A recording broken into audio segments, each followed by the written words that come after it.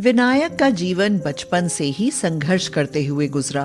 पिता के गुजर जाने के बाद उसकी माँ दूसरों के घरों में बर्तन मांजने लगी और विनायक अमीर लोगों के जूते चप्पल पॉलिश करने लगा। उसकी दिन रात की मेहनत भी उसकी माँ को टीबी की बीमारी से नहीं बचा पाई और उसे 13 साल की उम्र में 11 साल की एक बहन की जिम्मेदारी सौंपकर स्वर्ग सिधार गई।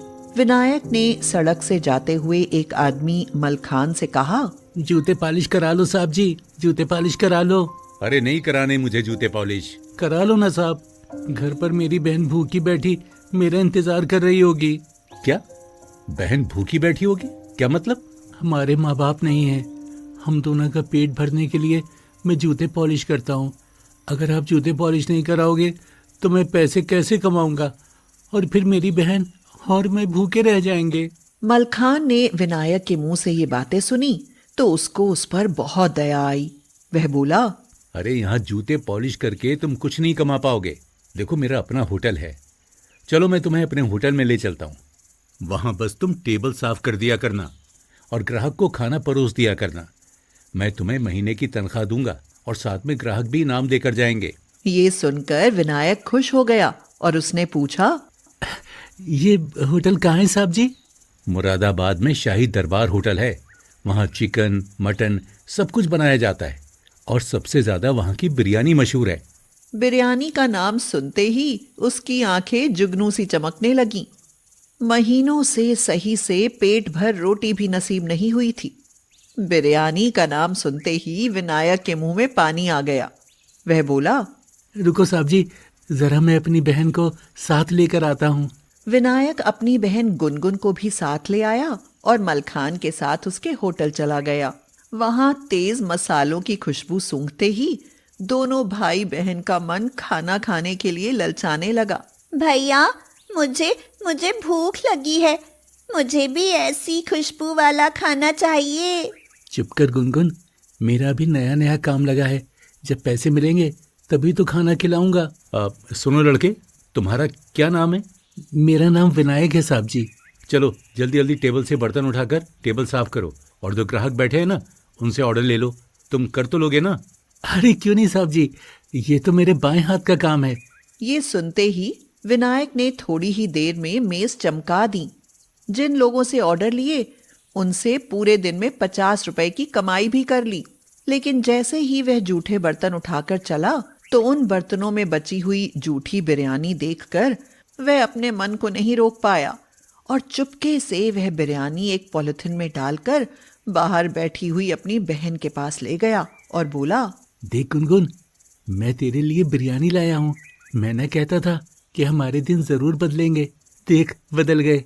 आज हम दोनों मिलकर बिरयानी खाएंगे। उन दोनों ने मिलकर बिरयानी खाई। पहला दिन खूब अच्छा गया। अब अगले दिन का इंतजार था। अब हर रोज विनायक काम पर जाता और जो भी अच्छा खाना जूठा बचता उसे अपनी बहन के लिए ले आता और दोनों बहन भाई उसे मिलकर खाते। इसी तरह 2 साल बीत गए। विनायक ने गुनगुन का दाखिला स्कूल में करा दिया। वाह विनायक, तुम तो बहुत अच्छे से काम सीख गए हो। सारे पुराने ग्राहक तुम्हें ही बुलाते हैं। मैं सोच रहा हूँ अब तुम रसोई का काम संभाल लो। मैं कर लूंगा साहब जी, आप जो भी काम बताएंगे मैं सब करूंगा। विनायक अब रसोई में काम करने लगा। कुछ ही दिनों में उसने खाना बनाना और साथ में बहुत अच्छी मुरादाबादी बिरयानी बनानी भी सीख ली। अब सब ग्राहक उसके हाथ की बनी बिरयानी ही मांगते थे। धीरे धीरे होटल में काम करने वाले लोग विनायक की तारीफों से जलने लगे। एक दिन विष्णु ने कहा, विनायक, तुमने चोरी की है। नहीं नहीं, मैं क्यों चोरी करूंगा, मैंने कोई चोरी नहीं की। विनायक चोरी की बात सुनकर डर गया। विष्णु ने न जाने कब विनायक की जेब में गल्ले से उठाकर 1000 रुपए डाल दिए। विनायक को इस बात की खबर भी न लगी। कैसे शोर मचा रखा है? किसने की है चोरी? मालिक, मैंने अभी अभी इसे गले से पैसे चुराते देखा है। यकीन ना हो तो इसकी जेब में देख लो। मलखान ने उसकी जेब में हाथ डाला तो इतने पैसे देखकर समझ गया कि जरूर इसने चोरी की है। वह गुस्से से बोला, क्या तुमने चोरी की? आखिर किस चीज की कमी छोड़ दी मैंने तुम्हें? फुटपाथ से उठाकर तुम्हें यहाँ ले आया और सारी सुख सुविधाएं दी, फिर भी चोरी? मेरा भरोसा करो साहब जी, मैंने चोरी नहीं की, मेरी माँ की कसम। निकल जाए यहाँ से अभी, मैं कोई सफाई नहीं सुनना चाहता। मलखान ने उसे धक्का मारकर होटल से निकाल दिया। विनायक बहुत दुखी हो गया। उसे उस गुनाह की सजा मिली जो उसने किया ही नहीं था। विष्णु अब बहुत खुश था, क्योंकि वह यही तो चाहता था कि विनायक को मालिक धक्का मारकर निकाल दे। विनायक वापस घर आ गया। भैया, आज आप बिरयानी नहीं लाए?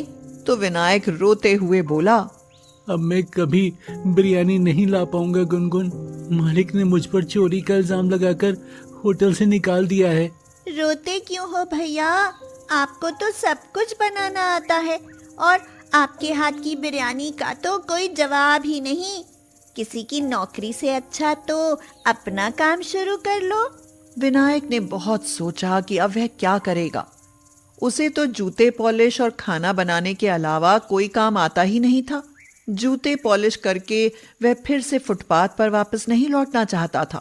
इसीलिए उसने मुरादाबादी बिरयानी बनाकर बेचने का फैसला कर लिया। मैंने सोच लिया है गुनगुन, अब मैं मुरादाबादी बिरयानी बनाकर ही बेचा करूंगा। अगले दिन वह उठा और बिरयानी बनाकर बेचने के लिए सामान जुटाने लगा।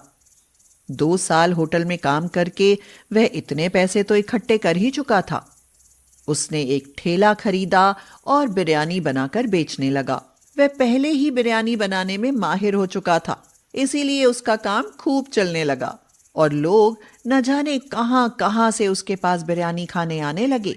वह सुबह पतीले भरकर बिरयानी बनाता और शाम तक सब बिरयानी निपट जाती। 2 महीने बीत गए। मलखान के होटल में विनायक की बनी बिरयानी न मिलने पर ग्राहकों ने आना बंद कर दिया। कुछ लोग विनायक को ढूंढते ढूंढते उसके ठेले पर आकर बिरयानी खाने लगे। कुछ ही दिनों में मलखान का होटल बंद होने की कगार पर आ गया। एक दिन उसने विष्णु को उसके दोस्त से बात करते हुए सुना कि विनायक की जेब में पैसे रखकर उसी ने विनायक को चोरी का इल्जाम लगाकर फंसाया था और मलखान ने विष्णु की बात पर भरोसा कर लिया था। मलखान को अपनी गलती पर पछतावा हुआ और वह विनायक को ढूंढते हुए उसके ठेले पर जा पहुंचा और बोला, विनायक, तुम यहाँ बिरयानी का ठेला लगाने लगे? मैं तुम्हें पूछते पूछते यहाँ आ गया। तुम्हें तो शायद पूरा मुरादाबाद जाने लगा है, केवल मैं ही तुम्हें पहचानने में भूल कर गया। आपने तो चोरी का इल्जाम लगाकर निकाल ही दिया था साहब जी, लेकिन मैंने आपका पैसा नहीं, आपका हुनर चुराया था, जिस कारण आज मैं बहुत अच्छी जिंदगी जी रहा हूँ। मेरी बहन एक अच्छे स्कूल में पढ़ने लगी है। मुझे माफ कर दो विनायक, और वापस अपने होटल चलो, वरना वो बंद हो जाएगा। मैं जान गया हूँ, असली गुनहगार विष्णु है। नहीं साहब जी, आपकी कोई गलती नहीं है। आखिर मैं कब तक आपका नौकर बनकर काम करता रहूँगा। कुछ दिनों में गुनगुन का स्कूल ख़त्म हो जाएगा तो मैं उसे लेकर दिल्ली चला जाऊँगा और फिर वहीं मुरादाबादी बिरयानी बनाकर बेचूँगा। इससे आपके ग्राहक मेरे पास आना बंद कर देंगे, जिससे आपका काम फिर से चल पड़ेगा। तुम्हारी हर इच्छा पूरी हो बेटा। ये कहकर मलखान मुस्कुराता हुआ चला गया। कुछ दिनों बाद विनायक गुनगुन को लेकर दिल्ली चला गया। वहां उसने गुनगुन का दाखिला एक बड़े कॉलेज में करा दिया और वह वहां बिरयानी बेचने लगा। दिल्ली में मुरादाबादी बिरयानी के हजारों मुरीद थे। पूरे दिन उसके पास ग्राहकों की मारामार रही थी।